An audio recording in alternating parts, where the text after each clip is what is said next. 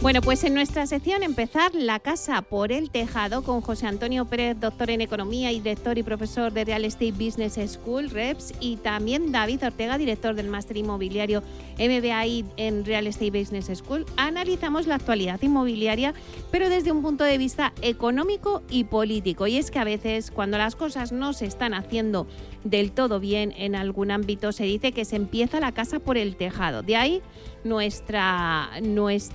el nombre de nuestra sección, ¿no? Con este dicho popular hemos querido bautizar esta sección de radio.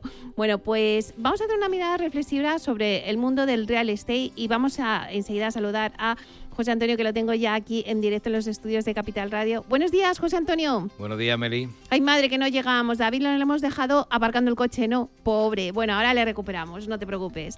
Y además es que venís de Concovi. Cuéntanos, venga, lo primero, ¿de dónde venís? Bueno, como el día ajetreado, como bien has dicho, cuando no es el parking, el tráfico, yo ya, tal como están las líneas ferroviarias, me vine anoche para poder estar hoy a las 8:30 allí en Concovi, que, hombre, que quien no la conoce, creo que a esta altura todos, ¿no? La Confederación de Cooperativas de Vivienda de España. Sí. Es un agente promotor, obviamente, en vivienda en formato de cooperativo nada más, tanto vivienda social, algún plan protegido o libre, que también sobre suelos libres y demás se monta. Y hoy lo que hemos estado haciendo con un grupo de antiguos alumnos y de potenciales que se acercan, hoy el gran hándicap que tienen muchos ayuntamientos a nivel local, porque pensar que a nivel grande las 100.000 viviendas nos superamos y las promotoras grandes y el mercado privado ya está haciendo sus deberes. No hay mayor capacidad para llegar a esos pequeños proyectos en pueblos, en barrios, donde proyectos de 5, de 10 viviendas, de 15...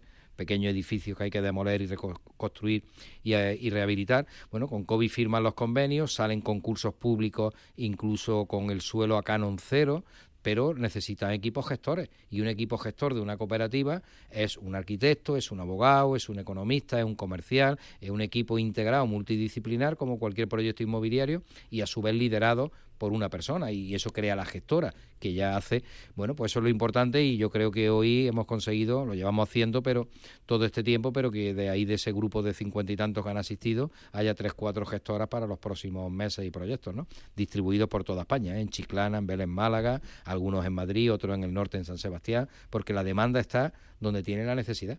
De hecho, uno de los grandes diferenciales de Concovi es el registro de demandantes, que conectado con los registros públicos de demandantes van filtrando. En Valladolid se acaban de adjudicar ahora más de 500 viviendas, porque han arrancado en las necesidades de las personas inicialmente, ¿no? De hecho, fíjate si no viene al pelo, cuando he acabado allí con Juan Casares y se lo decía con los alumnos, me voy al programa de Meli Torres, empezando la casa por el tejado. Hemos acabado de hablar de demanda de cooperativas y nos venimos a hablar del mercado y de la sociedad, que es empezar las cosas al revés, porque justo se empieza por la demanda, no por el suelo o por el dinero, eso siempre está ahí.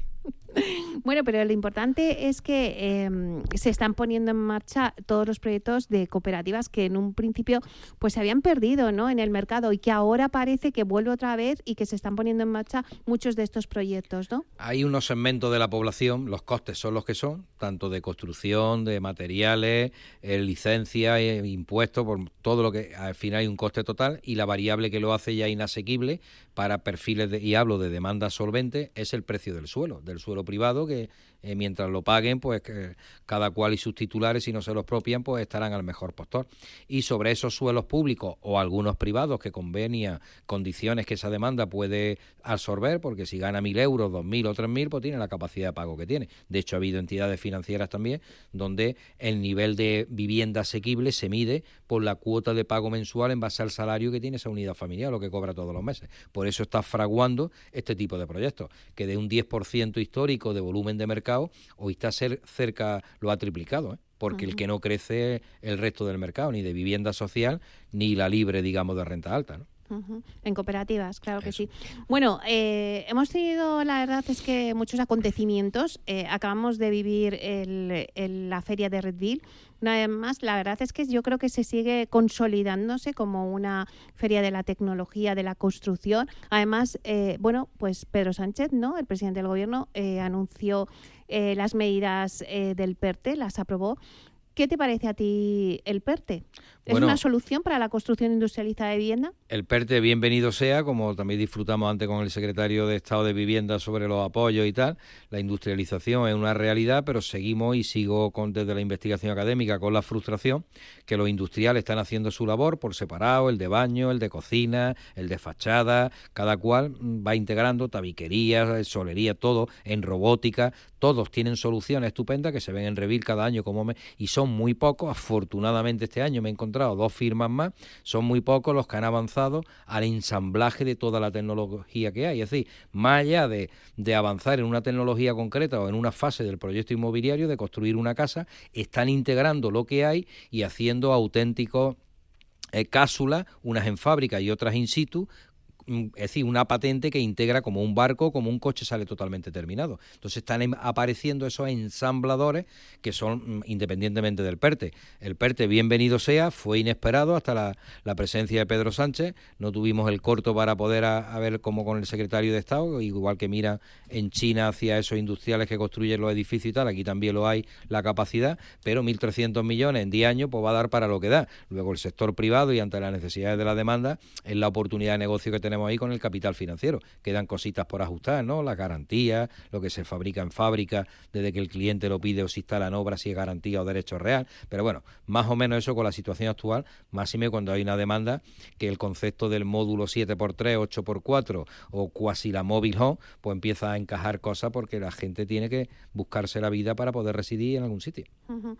Entre las medidas del PERTE hay una de las medidas que se puntuarán más a las empresas que construyan viviendas en fábricas en las licitaciones de obra pública. ¿Cómo veis esta medida? Imagino que a todo el que está en esa línea pues le viene bien, pero hago hincapié, Meli. 1.300 millones, 10 años, son 130 millones por año, y si además lo distribuyes, pues 1 millón da para lo que da.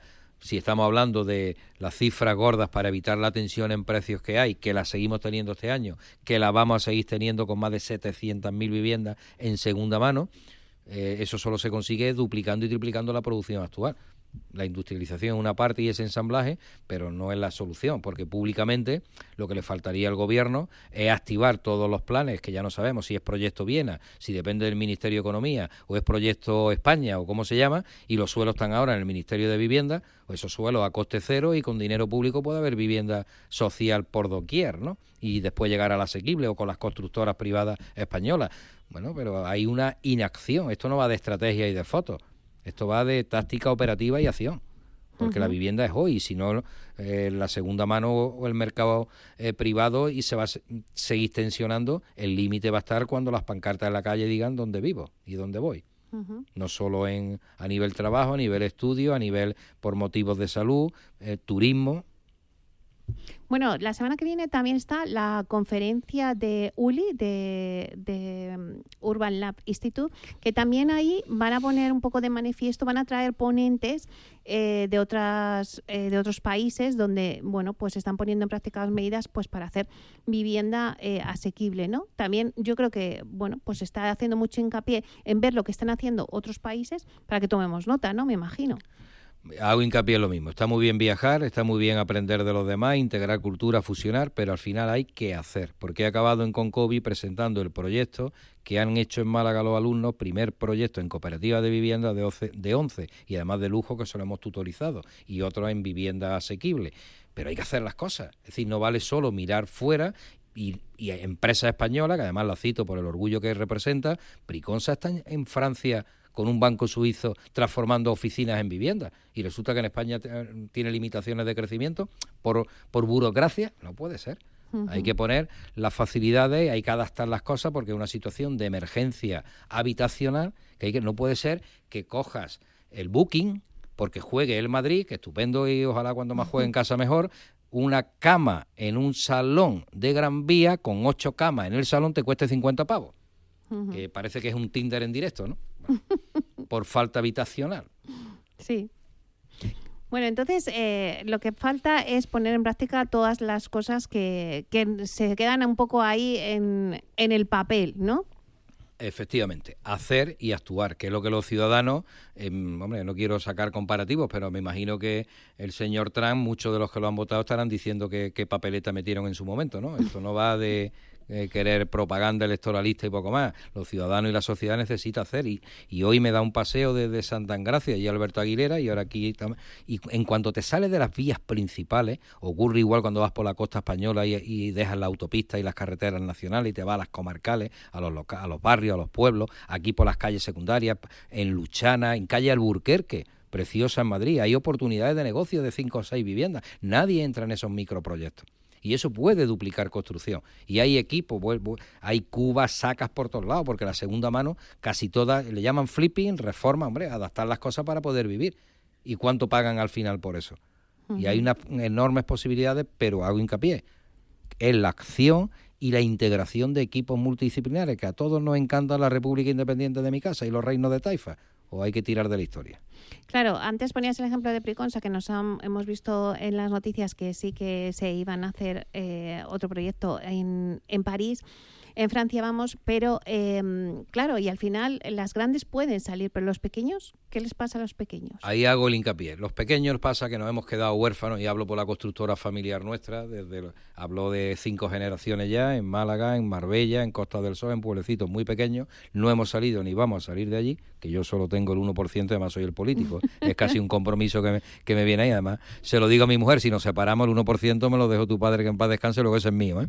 Ojo a lo que voy. No vamos a salir de allí, pero seguimos huérfanos. Hemos hecho mucho VPO en nuestra discreción y en nuestro pueblo. Con 20.000 habitantes consume 50 viviendas todos los años de asequibles. ¿La hacíamos cuándo? Cuando teníamos un banco hipotecario que financiaba a los clientes y nos metía el crédito promotor a nosotros. Y no hemos dejado ni un solo impago.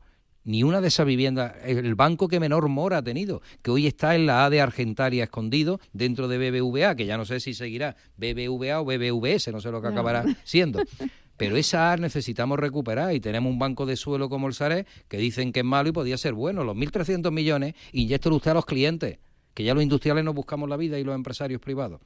Si tengo clientes solventes y con financiación, los proyectos inmobiliarios andan en lo micro, porque en lo grande ya están haciendo sus esfuerzos. Azora acaba de captar cerca de 10.000 millones, no hay problema de capital, pero Azora no puede entrar en unos proyectos que no tiene sinergia ni economía de escala.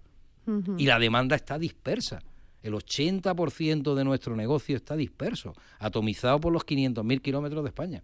Y si hablamos de turismo, ese otro tipo de producto inmobiliario con su explotación, o los senior living, o los co-living, todo eso converge, porque son perfiles de demanda muy distintos y en épocas temporales y con necesidades muy distintas.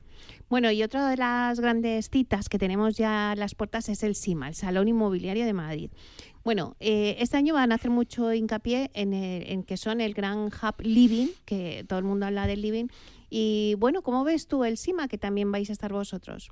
Pues a vivir como siempre, que son 3 días, y después de los sustos que nos da el COVID, los apagones, hombre, yo tengo que no solo felicitarnos a todos, sino como sociedad, ¿no? Los apagones, los atascos, yo me enteré verdaderamente del apagón cuando quise volver a casa. Y digo, qué dichoso que hoy no he cogido la moto, cuando con la moto y veía un orden espectacular, sin semáforo y tal. Yo creo que la sociedad española y los que nos viven con nosotros, porque no son nacionalizados, residentes, que más da al final conviviendo, que estamos demostrando unas dosis de solidaridad, de generosidad, de educación impresionante. Luego con eso lo que queremos... Bueno, eso porque era un día. Si bueno, eso... que no dure, pero se podía haber formado el caos absoluto, ¿no?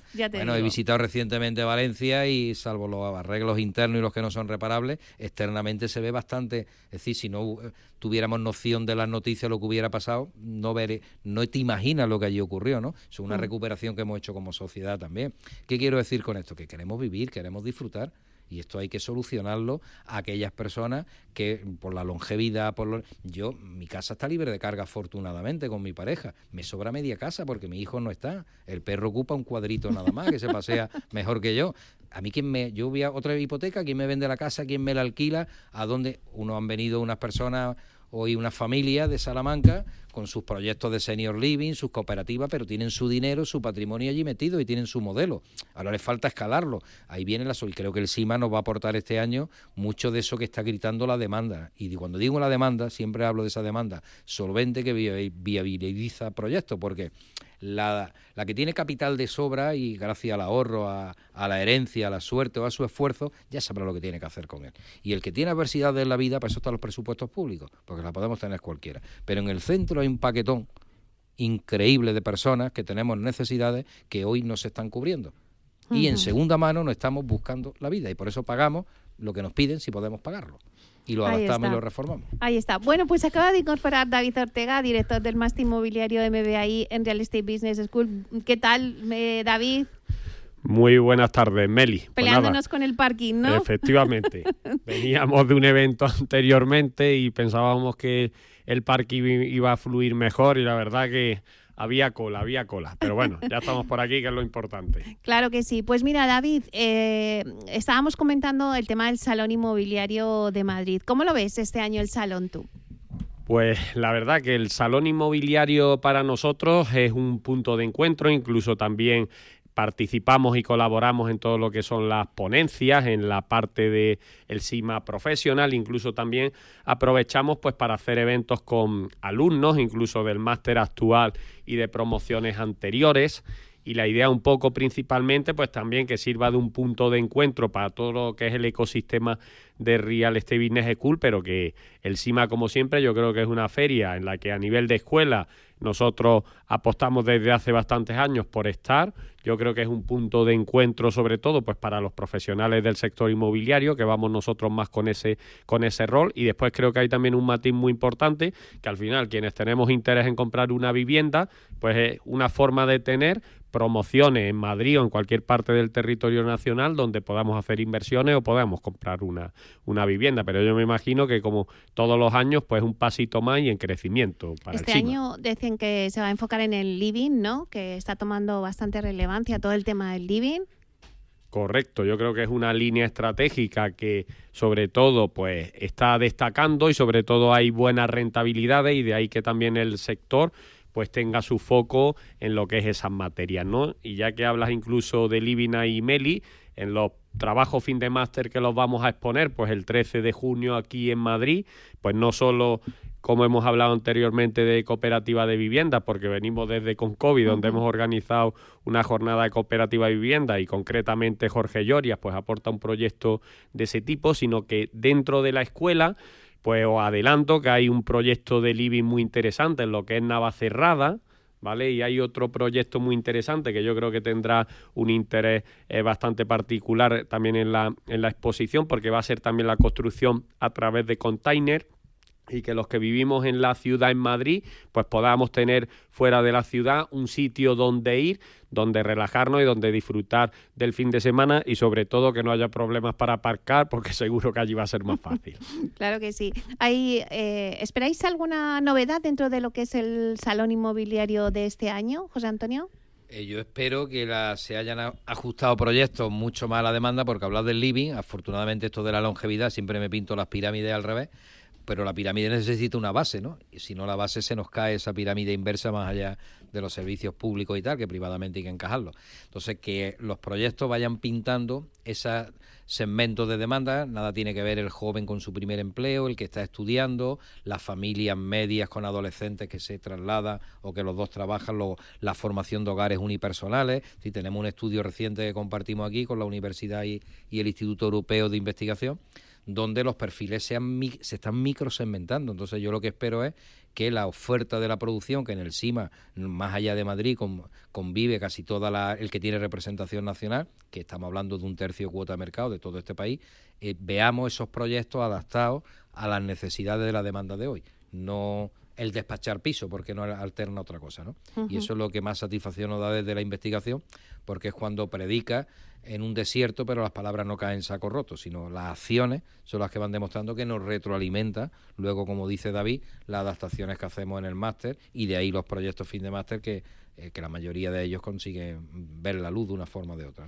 Hay una conferencia dentro del Día del Inversor en el SIMA que va a hablar un poco, se va a analizar, ¿no?, las medidas que las administraciones y pues el gobierno ha ido tomando en este último año y medio para poner vivienda asequible en el mercado.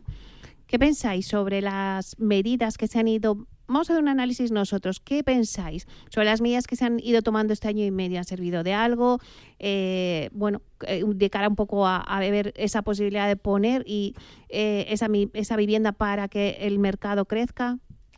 Bueno, yo por dejar académicamente, David, que tiene el pulso con los alumnos y con frustraciones muchas veces, y los proyectos fin de máster, que ahora lo dirá él, como casi todos los años de los últimos, siempre hay un foco de investigación en la vivienda asequible. Bueno, yo lo tengo muy publicado en LinkedIn, y como aquí hablo con opinión profesional, personal y empresarial, que llevo autónomo del 17 de marzo del 94, y presupuestos públicos no, nuestra escuela es privada 100%, formación no reglada. Lo que vengo a decir que menos burocracia, menos papeles, menos leyes y más hacer y dejar que el mercado fluya. Incluso los pliegos y los concursos públicos, que afortunadamente algunos ayuntamientos se están adaptando, entre ellos el de Málaga, el de Madrid también va por ese camino, algunos ayuntamientos, Vélez, Málaga, Chiclana, podía hablar de otros muchos, Santander, se están adaptando a que eso sea viable después de entenderse con el sector privado. Los pliegos simplemente tienen que salir del concurso privado y el mejor concursante. Es como si no hubiera norma en el pliego. Hay una ley que cumplir, no me ponga más trabas en el camino. La nueva ley del suelo se tumba 2-3 veces, se negocian los dos partidos principales, PSOE, PP, el 80% del texto del mismo, pero ¿a qué escenario estamos viviendo? Y como consecuencia, venga a prometer vivienda, venga planes de vivienda incumplidos, y cada día seguimos sin poder superar anualmente las 100.000 viviendas construidas nuevas. Estamos jugando con fuego. Y claro, por eso los precios finales que hay. Y demasiado está aguantando la gente. David. Yo sí me centraría, por completar un poco a José Antonio, yo haría mención más al tema del PERTE, que incluso ayer yo creo que fue una aprobación a nivel de Consejo de Ministros y de las líneas fundamentales, y siempre hablamos mucho de decir, yo creo que esas ayudas son necesarias y por supuesto que nadie va a decir que las ayudas no sean bienvenidas. Lo que sí sucede al final, que se habla mucho de PERTE, se habla de 1.300 millones de euros, que la verdad que puede ser un montante bastante elevado. Si dividimos ese montante entre 10 años, porque la inversión son 10 años, ya estamos hablando de 130 millones de euros anual, pero yo hay un indicador que siempre lo digo, ¿no? El gobierno ahí promete entre 15.000 y 20.000 viviendas asequibles para hacer anualmente, ¿no? Y si hago la división anual, pues dependiendo de esa horquilla me salen entre unos 8.000 euros que va a dedicar, digamos, el gobierno en esas ayudas, y si nos fuésemos al tope de las 20.000 viviendas anuales que dice el Estado que querría financiar, pues nos estamos yendo a ayudas por vivienda de 6.500 euros, ¿no? Entonces, hablamos de industrialización para el tema asequible, es decir, yo, por más que analizo los números, por supuesto que me ratifico en que las ayudas, pues todas las agradecemos y somos bienvenidas, pero tienen que hacer sobre todo unas ayudas mucho más potentes y mucho más coherentes y mucho más sensatas, porque si al final de una vivienda estamos hablando de 8.000 euros, pues me parece muy bien el tema de industrialización y todo eso, pero en el tema asequible yo creo que va a haber pocas realidades. ¿Por qué? Porque el que más lo necesita es el que menos capacidad económica tiene, y a esa persona le vamos a destinar ese importe. Eso es un matiz importante, ¿no? Y entrando más quizá en el tema asequible y en todo lo relacionado con la construcción industrializada, y en foros y en eventos que organizamos y dentro de nuestro máster cuando se analiza la construcción industrializada, yo creo que la clave y la esencia sigue estando en la financiación. Me explico, en el gap que existe o quién pone la pasta entre el fabricante y el promotor, ¿no? Entonces yo creo que son matices importantes que se deben abordar, porque no tenemos que olvidar que el coste de construcción es un factor importante en cualquier inversión inmobiliaria, y la mano de obra pues tenemos que atraerla para que a través de esa industrialización pues exista mayor producción de vivienda. Nos quedan pocos minutos ya para terminar la sección, pero vamos a hacer algunas conclusiones importantes. José Antonio. Que el cubo de rugby que tengo en la mano, que no ven los oyentes, Mary, tú sí me lo estarás viendo y dirás, ¿qué hace este? Venga, dale vuelta al cubo. He conseguido hacer 2 caras, me queda un puntito nada más que colocar. Lo único que espero que la administración pública, por si los oyentes se lo imaginen, no nos joda el invento cambiando normas y el cubo de rugby ya se ponga tan imposible de hacerlo. Que ya con los riesgos y la aventura sabemos torear, y la demanda solvente sabe hasta dónde podemos llegar, porque la social y las adversidades son los presupuestos públicos del Estado, y el privado lo que pueden por eficiencia concursar, poco más. Y el sector del lujo, que suena mucho ruido, pero son solo un 5% de las operaciones, ya se encarga de buscarse la vida y redistribuye la riqueza. Cuanto más caro paguen las cosas, más se redistribuye. Luego más economía, más empleo se genera. Y necesitan servicios. Y el servicio necesita vivienda asequible, porque entonces el lujo deja de ser lujo, porque no puede pagar el servicio. David. En mi caso, pues nada, como comentaba, veníamos de un evento que giraba en torno a las cooperativas de viviendas, pues como apostamos desde la escuela, pues hace más de 20 años por esa línea estratégica, no solo de la cooperativa de vivienda, sino incluso de la vivienda protegida. Creo que es una línea que tiene muchísimo potencial, que es lo que hemos percibido sobre todo en la charla, ya que hay un volumen importante de viviendas que se podrían construir. Entonces, mi conclusión o mi línea iría más sobre todo por ese expertise en la cooperativa de vivienda, y que concretamente nosotros mañana pues arrancamos dentro del máster inmobiliario lo que es el área o el módulo de cooperativa de vivienda, donde los alumnos del máster junto a los alumnos que hacen ese curso en sí, pues se van a profesionalizar para llegar a ser pues gestores de cooperativa de vivienda. Qué bueno. Bueno, pues muchísimas gracias, José Antonio Pérez, doctor en Economía y director de profesor de Real Estate Business School, y David Ortega, director del máster inmobiliario MBA en Real Estate Business School. Muchísimas gracias por estar aquí. Gracias a ti, Meli. Y a ustedes, señoras y señores que nos escuchan al otro de las ondas, gracias por estar ahí y compartir este espacio con nosotros. Gracias también de parte del equipo que hace posible este espacio, Félix Franco en la realización técnica y de quien les habla, Meli Torres.